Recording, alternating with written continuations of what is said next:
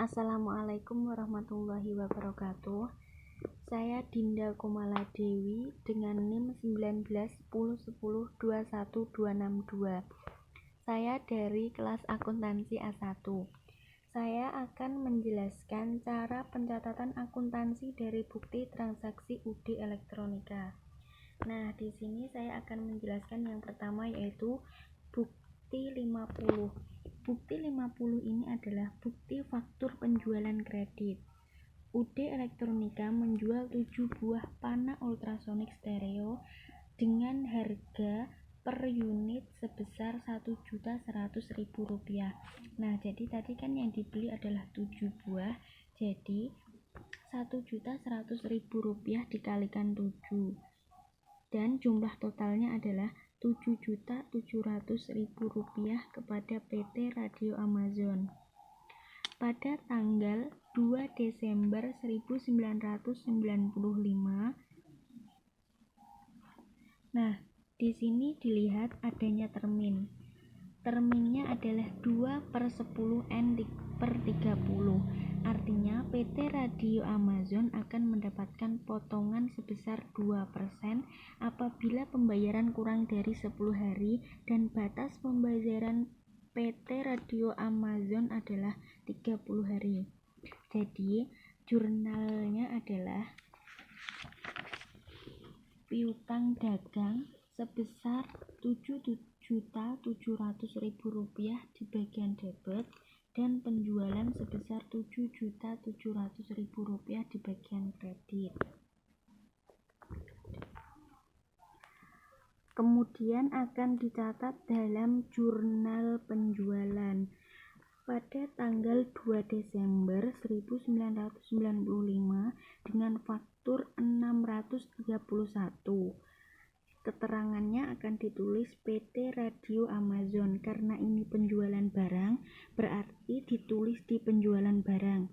Setelah di jurnal penjualan, kemudian kita catat di buku pembantu piutang. Pada tanggal 2 Desember terdapat penjualan JPN 12 sebesar Rp7.700.000 di sebelah debit. Karena sifatnya piutang itu bertambah setelah didebit.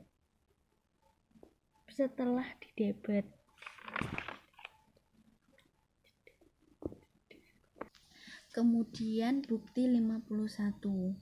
Pada tanggal 3 Desember 1995,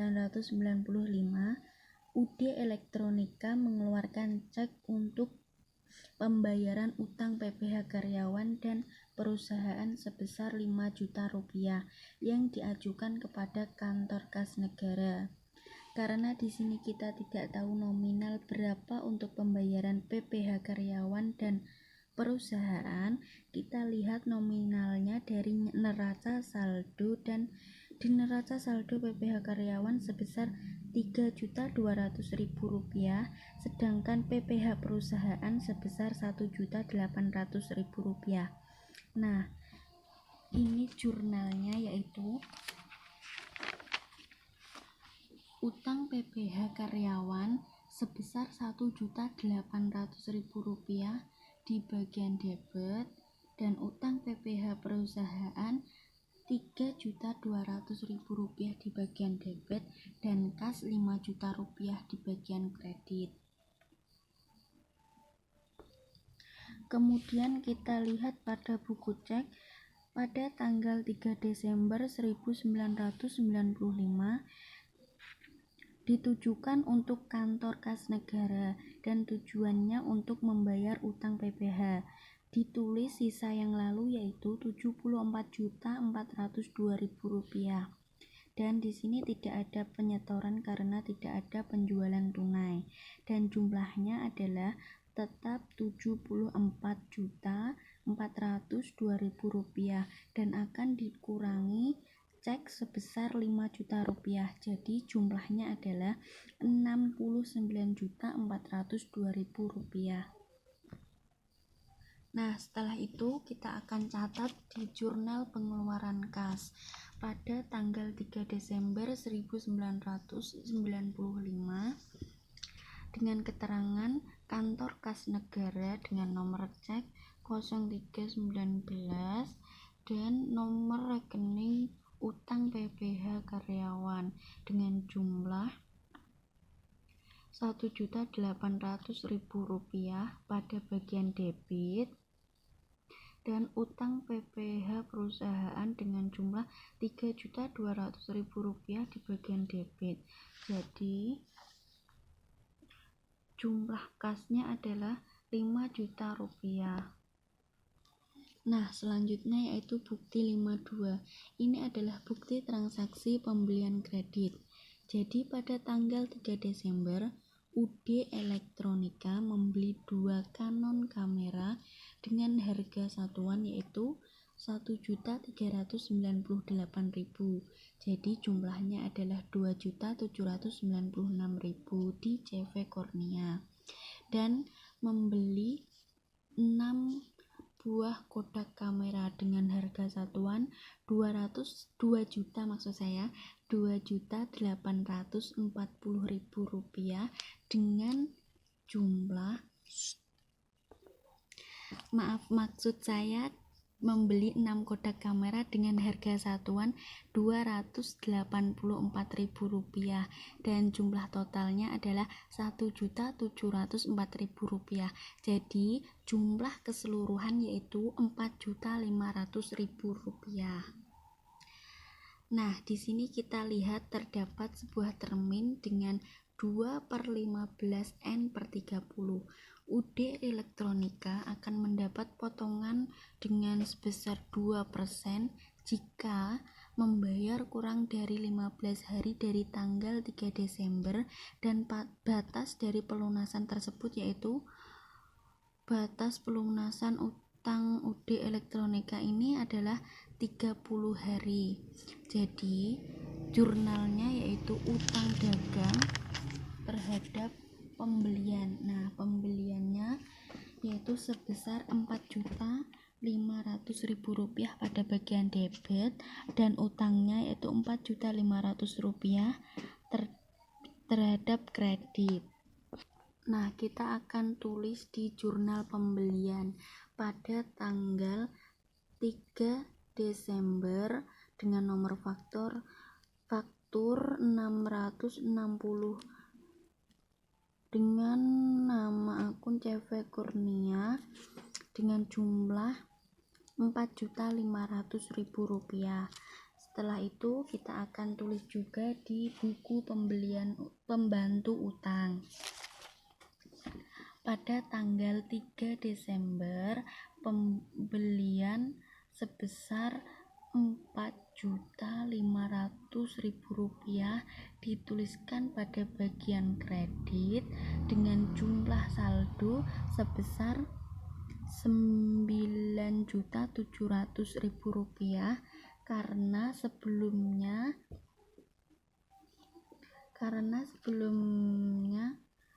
kita mempunyai utang sebesar Rp5.200.000. Nah, kita masuk pada bukti 53. Pada tanggal 3 Desember, UD Elektronika menerima pelunasan piutang dari CV Pelangi sebesar Rp3.724.000.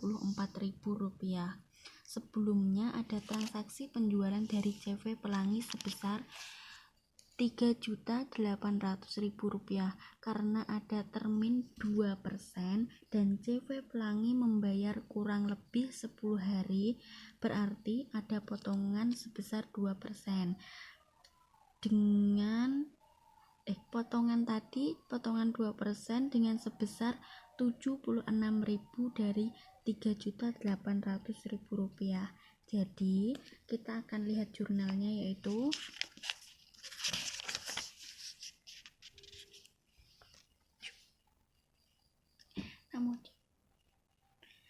kas dengan besar 3.700.000. Maksud saya kasnya dengan jumlah sebesar Rp3.724.000 pada bagian debit dan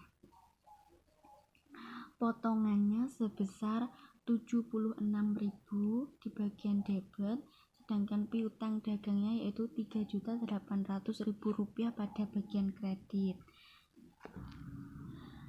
Dan kemudian kita akan catat di jurnal penerimaan kas dengan tanggal 3 Desember dengan keterangan CV Pelangi dan jumlah kasnya yaitu Rp3.724.000 dengan potongan harga sebesar Rp76.000.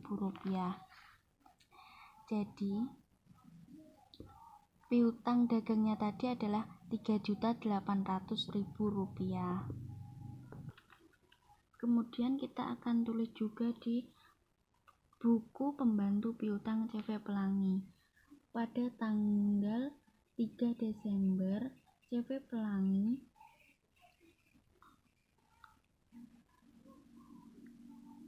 memberikan pelunasan sebesar Rp3.800.000. Karena ini pelunasan, maka akan dicatat di bagian kredit.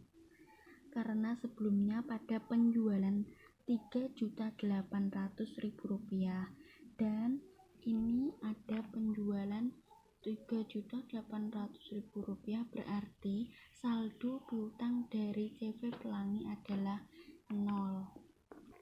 Dan yang terakhir kita akan membahas dengan bukti 54 pada catatan kas mingguan. Catatan kas mingguan itu seperti penjualan tunai.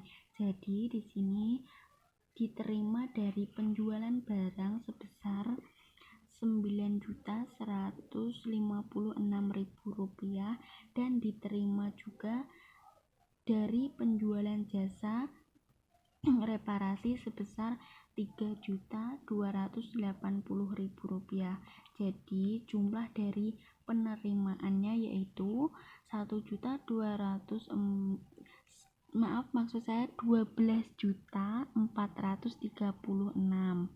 dan disetorkan ke bank sebesar Rp12.436.000. Jadi jurnal dari kas mingguan tersebut yaitu kas sebesar Rp12.436.000 di bagian debit, penjualan barang Rp9.156.000 di bagian kredit dan penjualan jasa sebesar Rp3.280.000 di bagian kredit. Selanjutnya kita akan tulis di jurnal penerimaan kas pada tanggal 3 Desember dengan keterangan penjualan tunai dengan jumlah kas Rp12.436.000 dan penjualan barangnya sebesar Rp9.156.000 di bagian kredit dan penjualan jasanya Rp3.280.000.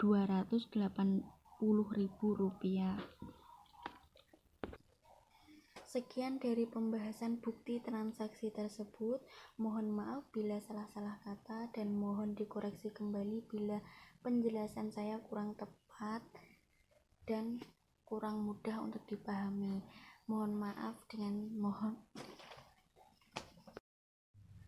Sekian dari pembahasan bukti transaksi tersebut. Mohon maaf bila salah-salah kata dan mohon dikoreksi kembali bila penjelasan saya kurang tepat dan kurang mudah untuk dipahami. Terima kasih dan wassalamualaikum warahmatullahi wabarakatuh.